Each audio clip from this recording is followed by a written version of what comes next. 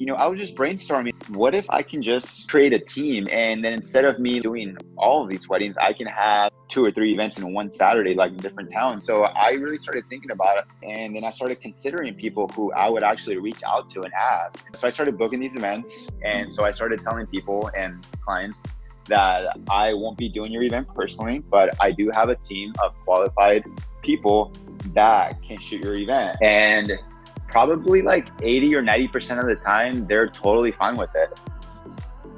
Hey guys, welcome back to the Kate and Maria podcast show. Today we have Shoot with Jesse on the podcast. We talk about how he went from a solo photographer to going into a full-blown team. We also talk about contracts, and he shares his amazing tips on how to handle those with your clients. All of that and more on today's episode. Let's go.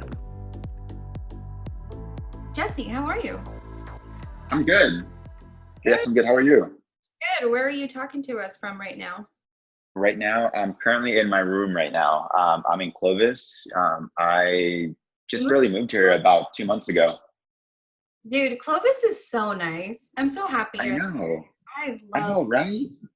Well, very happy for you. I Thanks. would like you to, alongside with that, give us an introduction. Tell us your name, your career, and a fun fact about yourself. Yeah, so my name is Jesse. My name's Jesse. Go ahead, sorry. Coincidentally, we share the same last name. Yeah, we do. It's funny. So my name is Jesse Perez. So I'm a full-time photographer here, here in the area. Like, I've been doing photography and videography full-time now for almost 3 years now. Mm-hmm. So it's been 3 years. So it will be officially 3 years in June that I went full-time. Fun fact about myself, the only fun fact about myself that I thought was funny was I took a photography class in high school. Well, it was more for developing like photos and stuff, so it wasn't like the photography classes nowadays. Right. So it was more of an old school photography class. I thought it was funny because I failed that class because it was like photography based. Now I'm doing photography. Like, the only reason why I got it because it was an election and it was just for extra credits. But I was always sleeping in that class. I would just never pay attention. So you failed photography in high school, and now you're a professional full-time photographer. Yeah, it's just kind of weird, how that worked out. That's hilarious. Well, I'm going to talk about how we met, and I'm going to say my story, and I know you know what I'm about to say. I'm going to say my version first, and then you're going to say your version, because, there's two sides to every story. Okay. Go ahead. So, I contacted you. Oh gosh, was this last year? Probably last year. I think so. And I was looking for a second shooter for a wedding. I'm like, hey, Jesse's been coming up on my Instagram. Like, he seems pretty cool. He seems like he knows what he's doing. Very professional. That's what I look for. First of all, it's like, yeah, even though you have great work, like, you need to be professional. So, right. Hey, let's set something up. I'm looking at hiring you for a second shooter, blah, blah, blah. Anyway, so we set something up, and then I go to the coffee shop, and Jesse doesn't show up. And oh my God, yeah, I forgot about that. Wow, I'm so sorry. Yes, I remember now. You totally apologized, and it was fine. But I was like, what's happening? Did you have a wrong day? What's happening? So then you messaged me later. And you were totally professional about it. And that's why I was like, okay, I like his response. And, stuff happens. I totally understand. And then ever since then, things have been very professional. And you are a very professional person. It was just like one of those random times that these things happen to you. So yeah, tell me your side of the story. Yeah, it was just so random for that, for that to happen to me, because usually, like, whenever I book appointments, I always have this calendar with me, and I always write it down, like, on my calendar, because I don't like to put things on my phone. Mm-hmm. Because I feel like it's easier for me to remember if I actually write stuff down. Right. So for some reason, like, I believe I was doing something the moment I was talking to you, and for some reason I just forgot to writ it down. I don't know why. I really don't know what happened, but that was actually the first time that happened to me. That was the first time and last time that happened to me, because I learned from it. Because I felt so bad. I felt so bad and so unprofessional for doing that to you. Just left you hanging. Don't worry. We eventually met up and we shot together, and has been projects since then as well. We've also shot Micha Fest. I put you on board to shoot. So Yeah, that was so much fun. we shot some big bands, man. Can you believe that? We were like with Los Tigres del Norte and Banda Los Sebastianes. That was dope. Yeah, I had, yeah, it was. how was that experience like for you? Yeah, it was. It was unreal for me, to be honest, because I grew up, like, just listening to these bands because I come from a Hispanic background. Right. And so I would always, just listen to my family, hear these songs and stuff. And like, it was almost unreal for me to, like be out there with you guys, with you and the team, and actually, just being able to capture the whole concert and stuff. It was really cool. And seeing them live and in person up close, it was Yeah. cool. It was a really cool experience. Yeah, I thought it was so much fun. Very Yeah, surreal it was. when I was on stage with Banda Los Sebastianes when they were doing their most recent like pop hit. I was like, Uh-huh.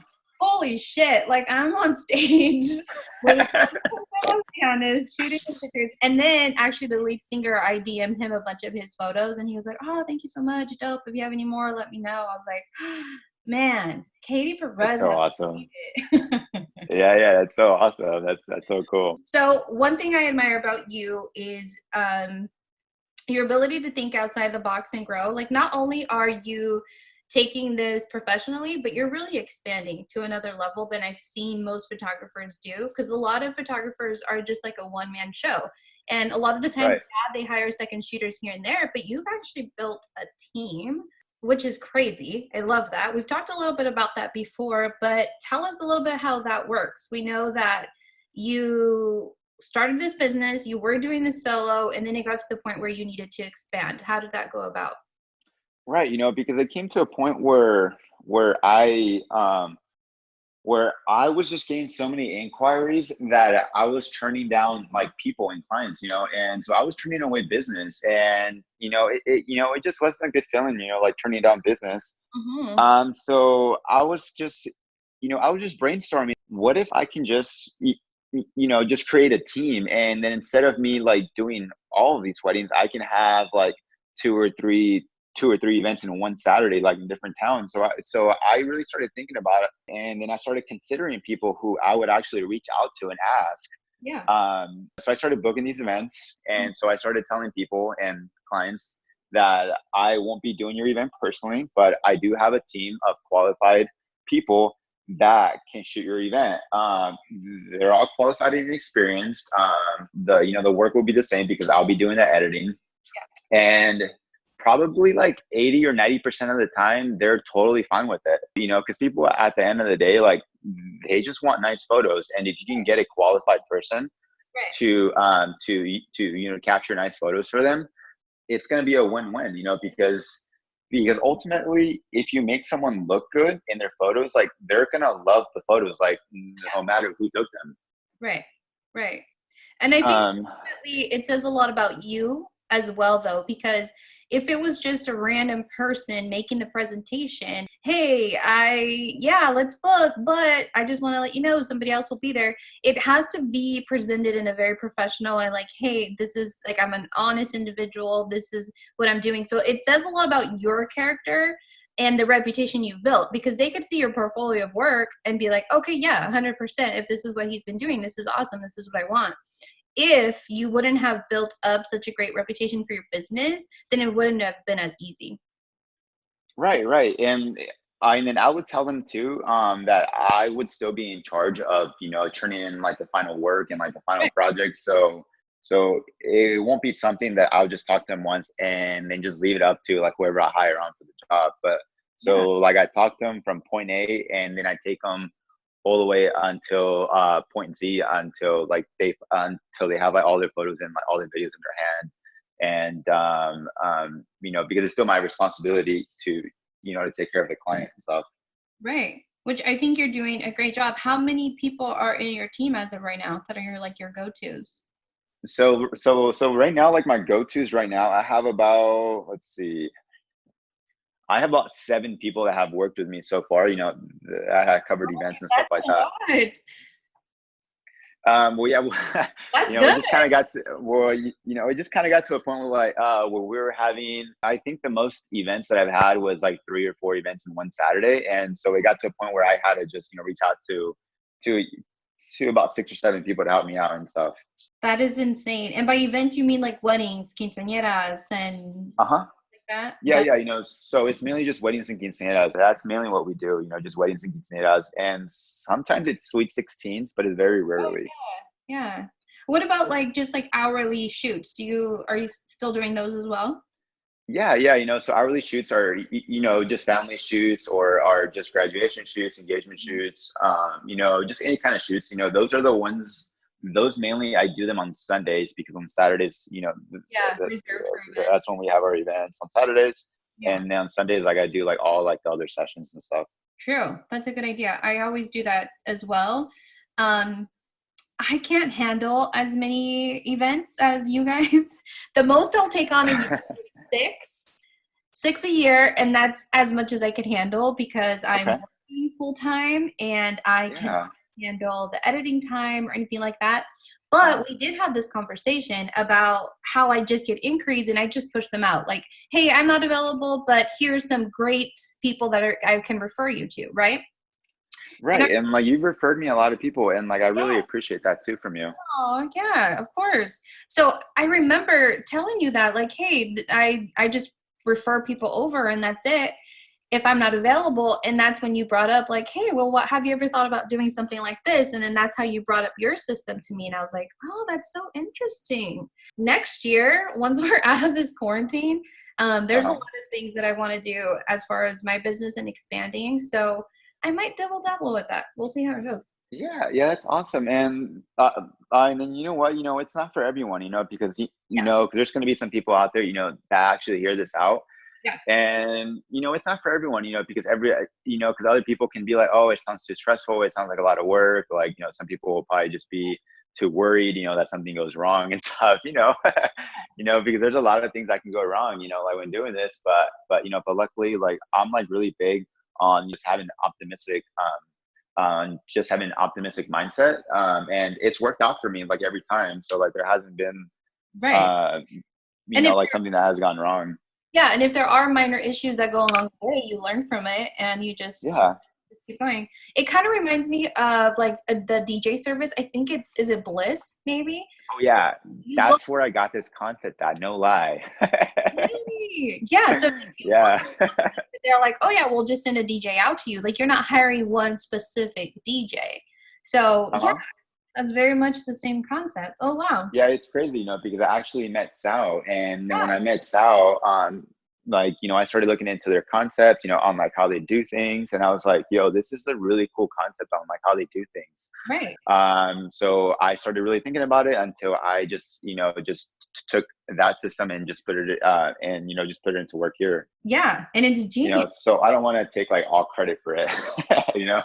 Yes, yeah, I got the opportunity to meet Sal too at a wedding, and I did ask him a little bit about he does what he does because I check out their Instagram too, and they're doing like 3, 4 events in a day. So I was curious, just being a Yeah.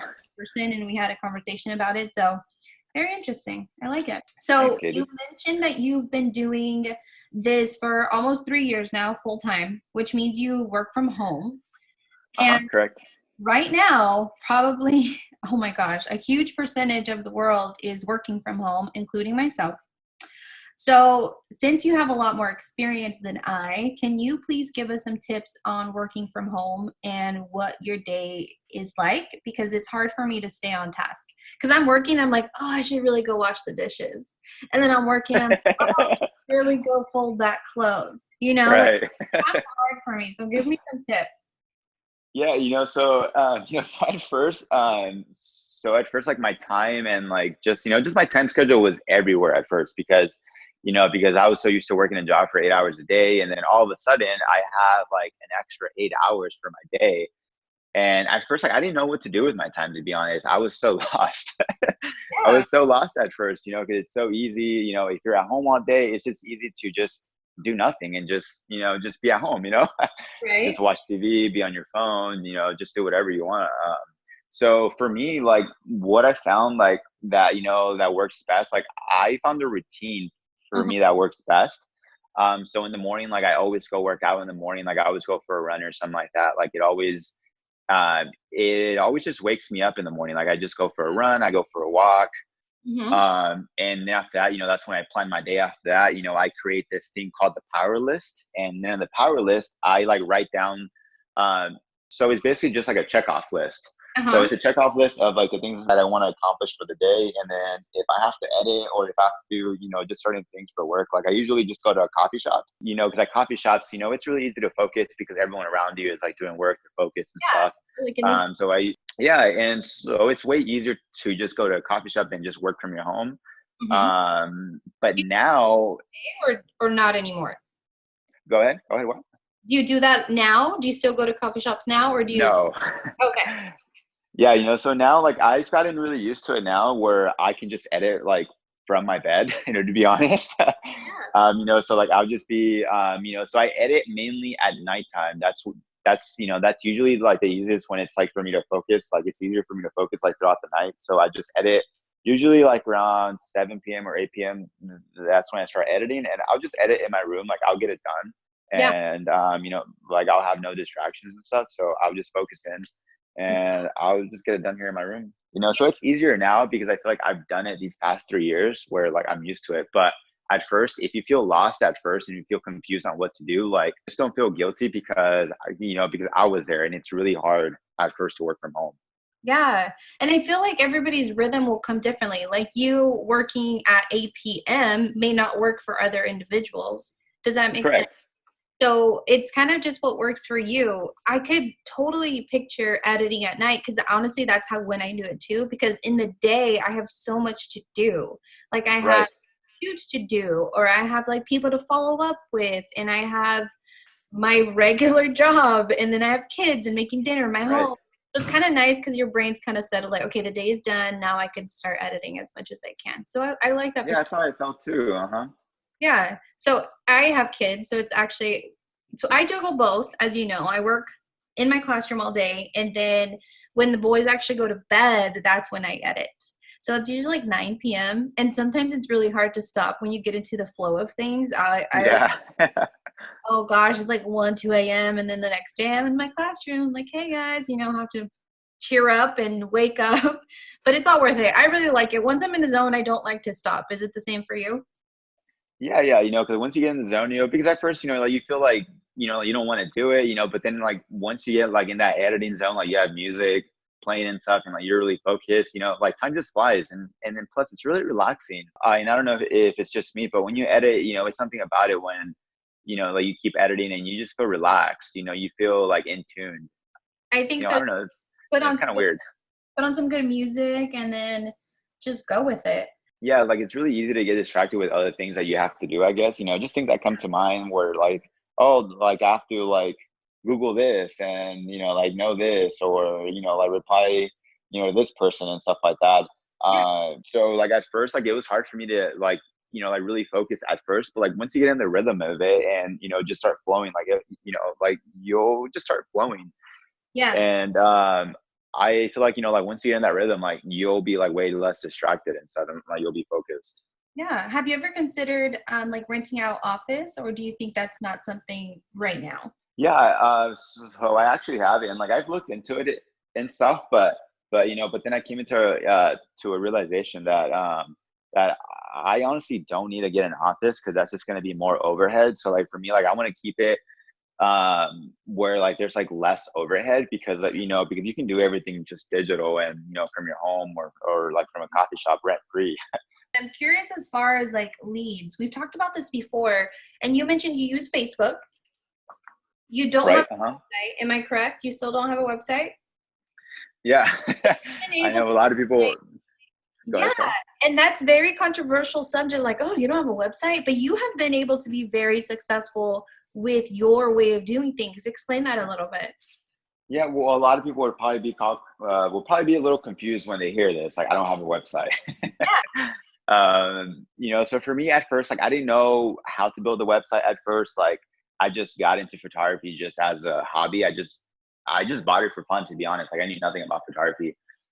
So for me, like when I decided to go full time, I didn't want the website to hold me back as an excuse for me not to take action. So I just wanted to take action, like, immediately, because a lot of people, because I know myself, like if I would have tried to create a website, like I would have probably just put it off and just never taken action because it was like a barrier for me and it would have been an excuse for me not to take action. So I decided just to scrap the website. I told myself, Instagram and Facebook could be my landing pages. They're like technically websites. Like I can post all my photos, I can post all my info on there. I technically don't even need a website, Yeah. so like 3 years ago, it's what I thought to myself, and that's what I said. So I was going to take imperfect action. And so that's what I did. So I started using Facebook a lot, and I started marketing on Facebook. And so as of right now, like I get about 90% of my business through Facebook. Yeah. And I feel like a lot of photographers, or just other creators, don't use Facebook enough. Like they're all on Instagram. Yeah. And yeah, Instagram is cool, but on Instagram, like it's really easy to just jump from pages to pages. And Right. on Facebook, on Facebook, it's a little bit harder. Like if you land on like a photographer's page, it's really hard to jump from page to page on Facebook. You'll be on that page Yeah. unless you search for something else, like if that makes sense. Yeah, that makes total sense. So you will post on like what is it called? Is it like Facebook groups? Yeah. Yeah. So at first, like I didn't have any marketing budget at first. Like, I didn't have any money to spend on marketing, like no one knew who I was. So whenever I went full time, like I literally had like almost zero to like none credibility. I didn't even shoot my first wedding yet, like whenever I went full time. Yeah. So like it was kind of scary for me. So I had to find ways to like market myself, like find ways to put myself out there. In the past, I've listened to a lot of Grant Cardone, and he teaches about sales, marketing, and stuff. He says some things that it's always been stuck with me. And he said the reason why people don't buy from you is because people don't know you. Yeah. So I was thinking, okay, like there's a lot of great photographers out there, but Yeah. not a lot of photographers out there know how to market their business. So I was like, okay, so if I can just get in front of the people that are looking for photography first, Yeah. then I can like win, Yeah. right? Because I'll be in front of them first. I started finding out of about this, like, buy and sell groups on Facebook. And so these buy and sell groups are for free. You can join for free, and then you can list whatever you want on there. Mhm. So I started joining every single buy and sell group that I can find. So I started posting on these groups. And then over summer, that's when I shot my first wedding. I shot my first quince. I've been posting on there daily. Like I still post up to this day. Now I'm a part of like 450 plus groups all over California now. Holy It's moly. yeah, it's a lot of groups. It's a And lot of groups. you do this Go daily? ahead, sorry. So yeah, so sometimes I do it daily, or sometimes I do it every other day. Yeah. On a I could good, imagine like, once you post, your feed will get lost and then you'll have to like do it again and then, right? Because it's a right, uh-huh, timeline. right, because like people are like always posting on there. So then your post would like, like go all the way to the bottom. So I would normally post every day or every other day on like 60 to 80 groups, like daily or every other day. And then from those 60 to 80 groups, I usually get let's see, maybe 5 to 8 messages. And then from those 5 to 8 messages, probably like one or two are like serious buyers, but it just comes down to a numbers game. Yeah. One's going to say yes for sure. Yes, I believe that. I love that quote. There's a quote that I found on Instagram very similar to that too. It was something like, how do you expect, it was about like influencers wanting to become an influencer. It was like, how do you expect businesses to want to offer you business if they don't know who you are? So very similar to that. Exactly. So Yeah, exactly. I think a lot of people are really afraid of social media because it can come off as very vain. It's like, oh, look at me, I'm shooting this. Oh, look at this, I'm doing this. But I Right. think once you switch the mindset of social media is a tool, do not look at it as like, oh my gosh, Katie posts like every second of her life. No, think about it of social media is a tool, right? Correct. So you're posting to allow yourself to be in this community so people could be aware of who you are. If you never post, you are not in their mind. If you're constantly in your feed, you're constantly refreshing your stuff, putting up new content, it's in the back of their mind. So let's say in a year from now, somebody, decides to get married and they're like, oh, that Jesse guy that I always see on Instagram or Facebook? Yeah, let's contact him. Right? Exactly. Uh-huh. How are they going to know about little Sally that never posts any content? And how are you ever going to get contacted? So once people understand Right. that social media is a tool and it's not necessarily this vain aspect, then that's when they're going to get in front of the line. And like you're so spot on with this, because I see like a lot of photographers Yeah. just like expect work to come with just expect work to come to them without doing any marketing and stuff. It's really important. A lot of them just post on Instagram and don't post anywhere else. And I always try to encourage them, like, hey, like make a Twitter, like make a Twitter, just make a Facebook, and like, just start posting all your work there too Yeah. and stuff. Because it's really, because Grant Cardone, like, like what he teaches is to be everywhere all at the same time. So you literally want to be on all platforms at the same time. Even on Snapchat. Yeah. Like to be honest, like this would probably be this would probably sound kind of dumb, but I've even posted on OfferUp before, and I actually got a wedding off OfferUp. Oh, I didn't know. I didn't even think about that. Yeah, so you literally have to find like multiple ways to like expand your business, market, do whatever it takes. Because Right. 'cause I feel like a lot of people won't want to be on OfferUp because it's gonna like devalue their business, or like they're not gonna get quality leads and stuff like that, or like they feel like they're too good for OfferUp, because OfferUp is not known for, it's not known for wedding photographers. But I figured, hey, there's no one on here. I can probably be the first to market on OfferUp. I can probably get some leads off OfferUp, and I did. Wow. That is very interesting. I like that. Yeah, it's funny. Okay, so we're talking about all this stuff and how you've grown, but I failed to mention and tell the audience how you actually started. So can we talk about what made you pick up a camera? Oh yeah, it was kind of funny because so it was my girlfriend and I. So we wanted to buy a camera just for fun, like we wanted to be influencers on Instagram, Yeah. and just take quality pictures and stuff. I bought my camera October of 2000. Let's see, October 2016. Yeah, so that's when I first bought it, and like we went to Best Buy, we bought it for fun, and then I ended up using it a lot. I started posting just pictures that I started taking on my Instagram and Facebook, and then that's when people started reaching out to me. So that's when people started reaching out to me asking if I actually did this as a business or I did this as a hobby. Can you take my pictures? I didn't really know how to respond to that at first because I was just kind of just doing it for fun. I wasn't doing it for like a business thing. Yeah. And then 4 months later, that's when a coworker of mine, because I was working at More Furniture at the time, and then 4 months later, this couple asked me to shoot their engagement photos, and I told them, hey, I'll do it for free because I literally have no experience, so I'll do it for free. And I hit them for free like 4 or 5 months later, and it was really cool because they actually liked their photos so much that they actually paid me. So Cool. like that was a huge confidence builder for me, right? Because when someone pays you for the first time, you're like, wow, like I can actually do this, right? So 8 months later, that's when I got let go from my job, and I didn't want to get another job because I've always wanted to be self-employed and just do my own thing. Mm-hmm. So I got fired from my job, and I didn't really know what I was going to do, to be honest, so I told myself, hey, like I have some cash saved up. I can either go full time on this photography thing and just do my best to make it work, or I can go get another job. So I decided just to go full time, so right when I got fired, I remember a few days later, that's when I decided, hey, like I'm just going to go full time and just figure this thing out. Mm-hmm. And I did. And like over summer, that's when I shot my first wedding. And that's when I just shot my first quinceañera. And I just committed to figuring it out along the way. Right. And I kind of did. And, cause there's some trials and tribulations along the way. At the end of the day, like if you persevere and like, if you have patience, you'll figure it out.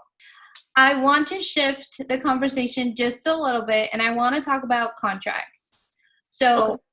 contracts can be scary, and they were really Right. scary to me at first, but they don't have to be scary is what I've learned. What are some tips that you can share from your experience with contracts? And just a question that I have, is it just for like big events, or do you do them for like individual family shoots as well?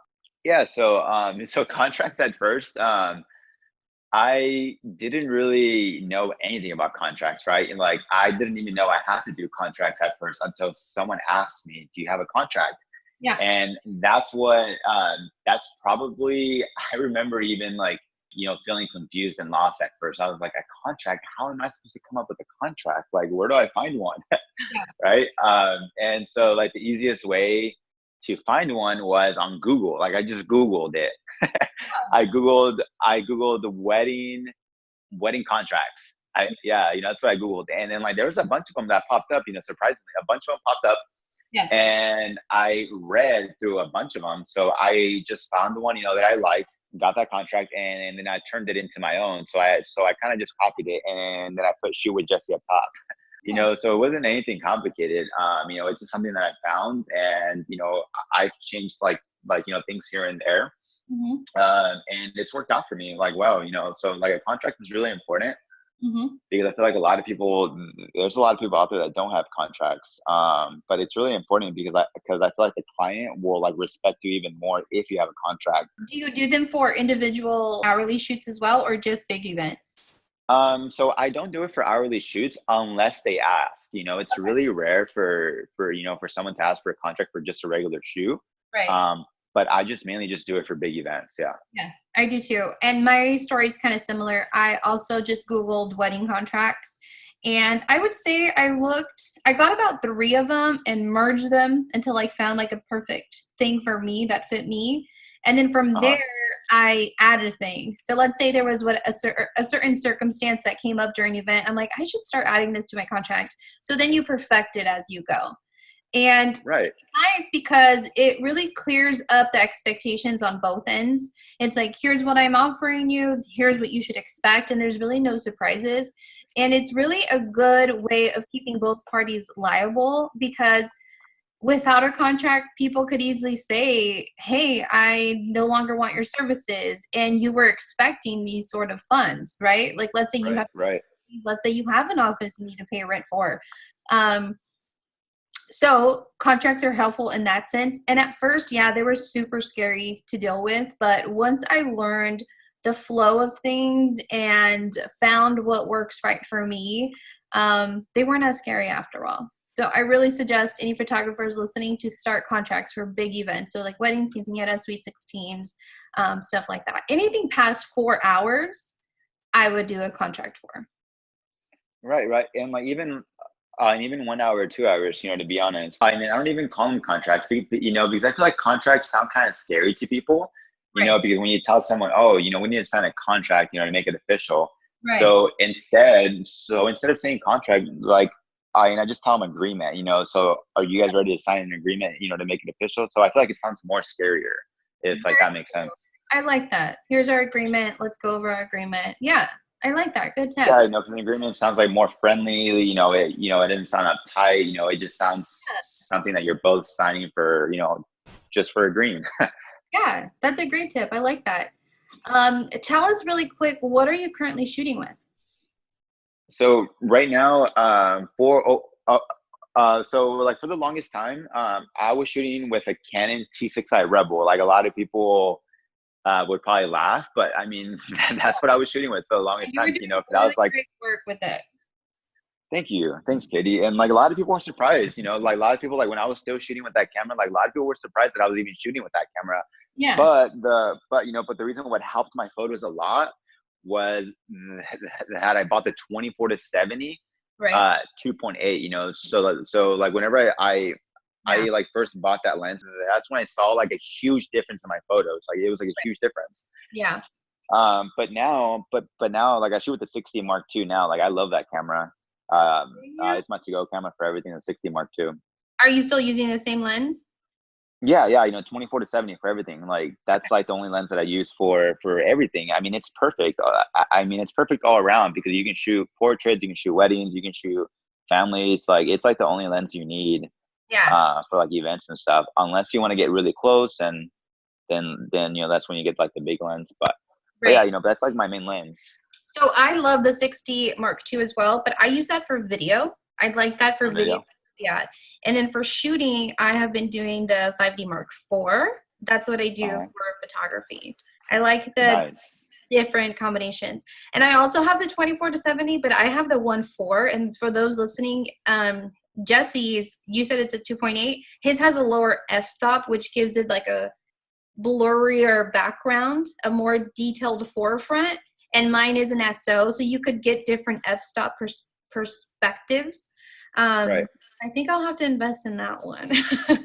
And I know with the 2.8, like you can shoot like in really low lighting, like it shoots great in low lighting. So if like the sun's down Yeah. and like you take a photo, like it still seems like it's day out because of because of all the light that it lets in.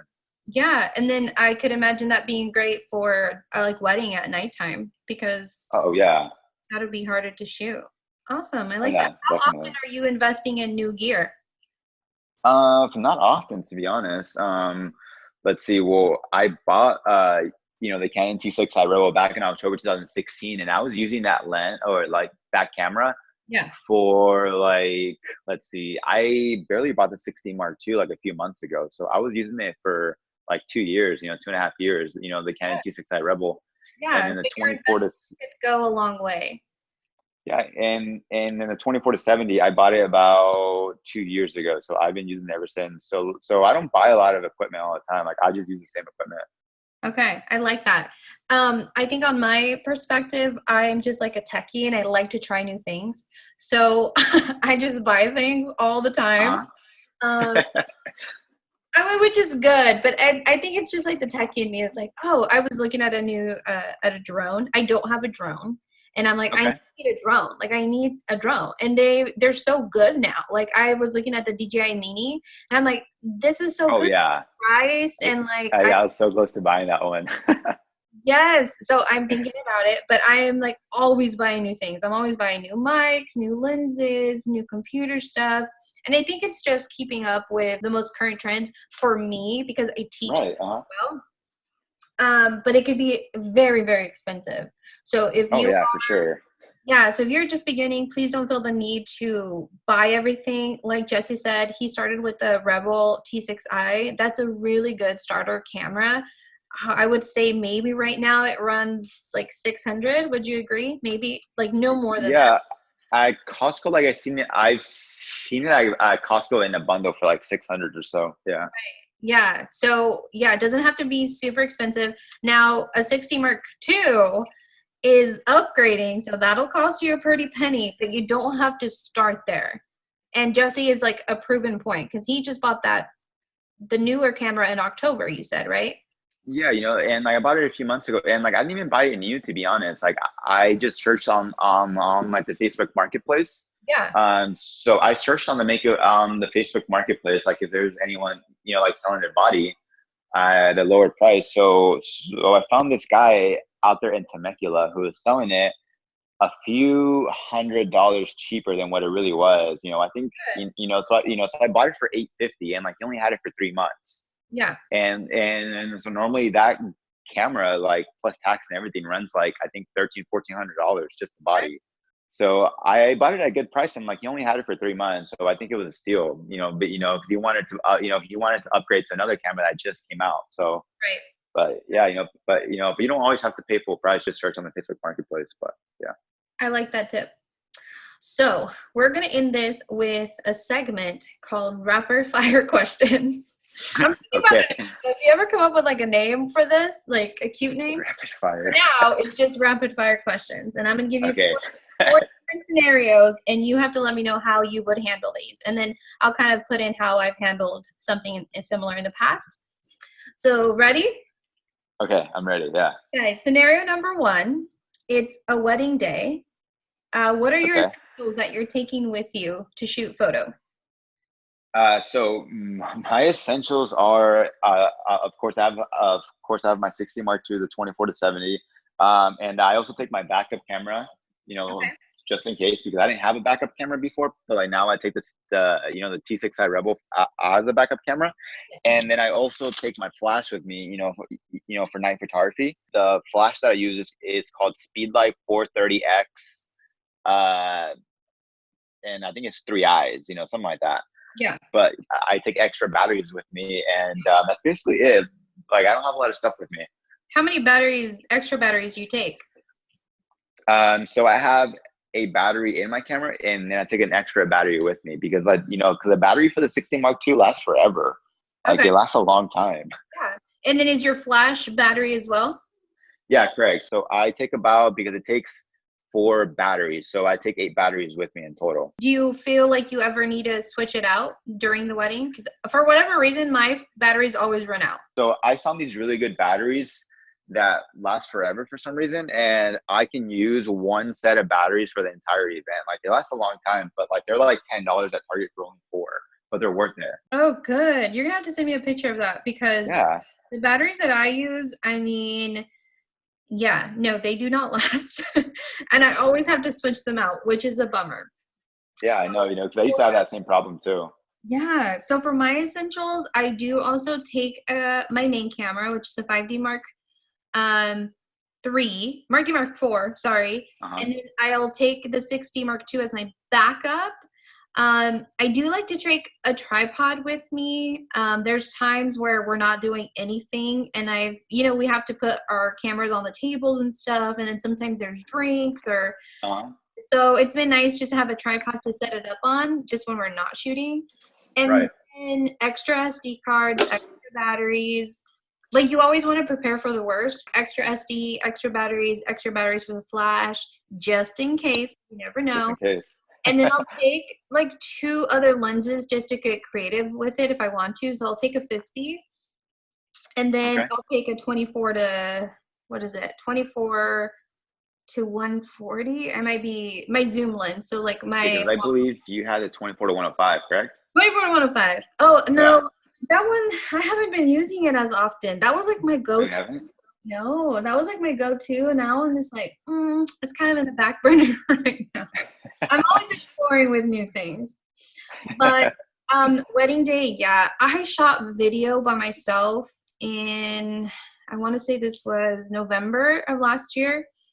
Uh-huh. Holy smokes, it was so hard doing video by myself because my video work, I do 3 camera angles. And then when I edit them, I edit all the 3 camera angles in it. And I'm never going to shoot video alone ever again. Photo, that's fine. I could see myself shooting solo, but not video. Holy Yeah, smokes. that's hard. Like if you have 3 cameras, that's really hard. Like you only need Yeah. 2 people for that. Like running around the park and then I would have to, oh my gosh, no, never again. But you live and you learn, right? You live and you learn. Right, yes. I Live and got it. learn. Okay, scenario number 2. You send an album to a client and they request for more photos. Maybe a possible pose that they remember taking and they didn't receive. What do you do? So with that, every photographer does everything differently. So I always send them every photo that I take, Oh, right? So if I take like a few hundred, I always send them all of them, and like I always edit the best photos. right. So like roughly in an 8-hour day, I can take, let's see, in an 8-hour day, I can probably take anywhere between 400 to 600 plus photos, Okay. right? And then I always edit the best one. So I edit anywhere between 80 to 100 plus. So it just depends because I don't really have like a set number that I edit. Like I just edit all the best ones because if a client is spending that much money with me, like I'm just gonna give them all the photos. Like why not? Because I know that other photographers try to charge for extra photos or try to charge for extra edits and stuff like that. And that's a good tip for those listening. Every photographer does it different. Some people have like a set number that they deliver. Some people are like, no, I just edit all the best. Here you go. Some people even sell their raw photos and raw footage. Uh-huh. Clients want that. So it's really up to you. For me, in a wedding setting, I always tell my clients per hour, expect 50 edited images. So let's say it is an 8-hour day. They should expect anywhere from like 400 to like 450 photos. And that is because I eliminate all the bad ones. There's like the ones that like Right. have their eyes closed or whatever. And I do Photoshop work too. So I will switch faces. Like let's say we have a group shot and like everybody looks perfect except that one person that was looking away. Yeah. I'll crop and I'll move faces so you get that one perfect photo. So it's harder to do all that with like 600 images, but I could most definitely promise 50 per hour. That's kind of my rule of thumb, like 50 to 55 per hour. So it's different for everybody. All of you, you'll pick up your groove as you go. Yeah, and like you just have to find and like you just have to find what works best for you, to be honest, because everyone does things differently. And now it's going to include and so if I send them like all the photos and then they see one that they like that I didn't edit, I'll just edit them for free. And so like if they find like more photos that they like Right. that I can edit, like I'll just re-edit them, so Yeah. I'll just edit those for them, and like I'll send them those too, Right. because it doesn't cost me a lot of time. It's very easy. Right. Yeah, I think anytime you have a request from a client, it's always best customer service to fulfill whatever it is that they need, especially if it's something minor. In the past, the only request I've ever gotten is in the hourly sessions. They've asked like, hey, is there like more family ones or more like this pose or whatever? And I'm like, yeah, absolutely. I go into the album, get a couple more, edit them through and send them out. So if it is a minor request and you can keep your client happy, why not do it? Yeah, of course, why not do it? Yeah. But yeah. The next scenario, you have a client that is unhappy with your delivered album. What do you do? So I always do my best to set it right with them. Mhm. If like they don't like the photos that I sent them, I always offer like a free session. Hey, like if you want like a free session or something, like I can offer a free session, or I can just re-edit your photos, or like you just want to make sure that they're happy, Right, and you do what's best for the client at the end of the day. right, And at the end of the day, like you're also going to have those clients that are just not happy with no matter what you try to do. right. Like they're just not happy at all. Yeah, And with those type of clients, like you really can't do much if you've already offered like all these options and they're still not happy. Um, I feel like that I don't know how to put this, but I feel like that's like no longer your problem. So like there's been times where like you edit the photos and stuff and like the clients don't like them, but then you're like, but these are actually nice photos, and like I've shown them to other people, you think these are nice photos, and like other people will tell me like, yeah, those are great photos, but some people don't like their photos because they just don't like the way they look themselves, right. right? Right, So at that point you really can't do anything at that point because they're just unhappy with how they look themselves, right, which there's nothing you can do about that. right. I don't think I've ever had like necessarily a fully unhappy client. There's been requests like, hey, can I get this? Can I change this? Whatever it may be. And it's like, yeah, absolutely. I'll do it for you. And then it's Right. right. So it's like minor little tips here and there. I've never had to refund someone, but I feel like I could get to that point. I feel like that would be my solution. Like, if you're unhappy, let's reshoot. If you're still unhappy, here's your refund. Keep all the photos I've delivered to you. It's Right. about satisfying the customer at the end, and you did your best work, and that's really all you can do. Right. And then also, people have to keep in mind, that you can't make everyone happy, because if you look at the biggest companies nowadays, like for example, Apple and Google, yes, like they're great companies, but they also have a lot of bad reviews. Like if you look for bad reviews on Google and Apple, like you're gonna find them. And Right. like they're like the best companies nowadays. Not everybody's perfect. Yeah, not everyone's perfect. And like I feel like people like are scared of that, are like scared to get like a negative review, or to scared to or are scared to get an unhappy customer. But it's part of the process. Like it's part of building a business. Like you can't make everyone happy. True. True. Yeah, and not think about it like something personally against you, Right. and move forward. Yeah, correct. The last scenario is you have a scheduled photo shoot, but you start feeling very ill. And it's not a big event, it's like an hourly family shoot. What do you do? I actually just I actually had this, this happened to me recently actually. Like, this has never happened to me before. Like I've because I'm a pretty healthy guy, like I don't ever get sick, but this time, so like the night before, like I decided to go out with my friend and we had a cup of wine and we just had too much wine, right? We just had way too much wine, and I woke up with a really bad I was just really hungover. So I was just really hungover, and so like the next day, like I had a blossom shoot like the next day, right? So it was like So it was during, this happened like during February. February was, was the Blossom Shoots, right? Uh-huh.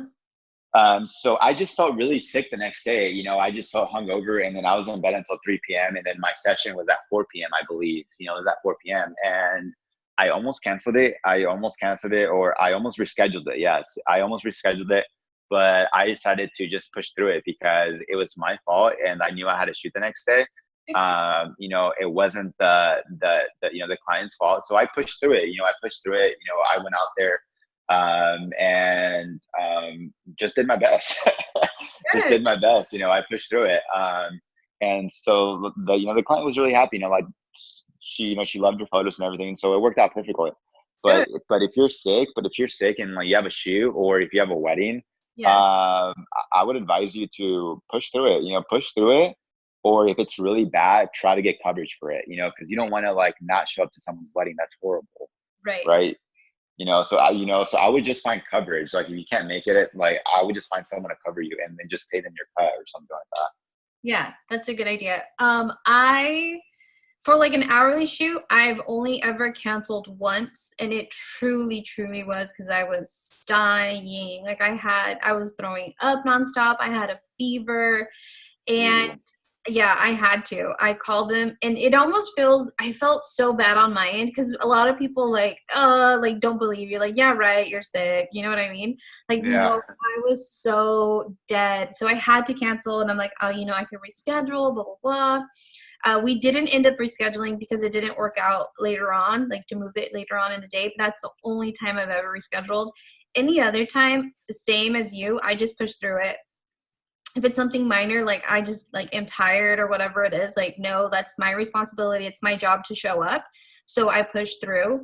And for a wedding event, I don't think I always have a plan B. Was it with you, Jesse? Yeah, I was in New York and I got stuck over there. Oh And yeah, that's right. I wasn't sure if I was going to make it because my flight got canceled and I got stuck out there for an additional 2 days. And I literally arrived Friday, I want to Friday say evening, I remember. like at 8 p.m. And then the next Yeah. day was the wedding. And I remember just being like, okay, Jesse, this is plan B. Like, do you have someone that could back me up in case I mentioned that to you? Like, in case I can't be there, do you have somebody you could reach to? And you mentioned that you did. So, Yeah, I remember that day. That was funny. yeah, Because you're like a little stressed out and I everything. was so stressed. You don't even know. Holy smokes. Yeah, so always have a backup plan. Plan B. It's Plan always B, nice to yes, build a always. network, and I believe that you agree with this, Jesse. It's always nice to build a network of friends that are photographers and do the same quality work as you. So if you ever Oh need, yeah, absolutely. yeah, so if you ever need a backup, it's like, hey, Jesse, can you do this for me? Like, I can't do it for X, Y, and Z. Hey, Sally, can you do this for me? And so it's nice to have a network of people that you know that you can trust. Yeah, yeah, it's important to just build connections, within your community, because I've heard some stories of like, just people starting off, reaching out to photographers, and like some photographers just like don't reply or like tell them, hey, like, I built this on my own, like I'm not gonna help you. Like it's like really rude, like why? Yeah, I've noticed So too. Mm-hmm. yeah, and like there's a lot of them out there. Like, I don't understand why everyone can't just come together and just help each other out, you know what I mean? Without just being like really selfish and stuff. Yeah, you'll sometimes run across that. A lot of photographers are more so like, no, this is like my secrets. This is like how I edit. Like they don't want to share anything pretty much, whether it be locations or tips and tricks or networking. But then there's a lot of them that do. So just if for whatever reason a photographer ignores you and it's like, no, I'm not as willing to be as friendly, it's totally okay. There's other people that are. Yeah, and like don't take it personally. And then if anyone like that's listening, if anyone that's struggling that's listening to this, if you reach out to us, like we'll be more than happy to help you out. Yeah, true, true. I think that's exactly what I'm trying to do is I am as helpful as can be. Like if you have a question, reach out to me. I do not mind. I don't believe in the, oh my gosh, you're going to take another one of my possible bookings because now you're struggling. It's not like that at all. I'm willing to help Right. anybody. And Jesse's just the same. He's super knowledgeable and super friendly. So reach out to us. With that said, Jesse, where can they find you? Shout out your socials. On Instagram, you can find me Shoot with Jesse on Instagram. On Twitter, Shoot with Jesse. On Facebook, Shoot with Jesse, I believe too. And if you want to search for my personal, so my personal is Think with Jesse. So that's where Shoot with Jesse came from. It was Think with Jesse, and so I thought of, if I just named it Shoot with Jesse, it would kind of just go with my brand, I guess. I don't know, but yeah. And it's worked. It's worked. You're doing a great job. I appreciate you being on. I appreciate all your tips and knowledge, and everybody listening too. Please go follow him. He's been doing a great job, and ask him away. Send him a bunch of DMs and tell him like, hey, how do you do this? How do you do that? So thank you so much, Jesse. And thanks, Katie. That's a wrap.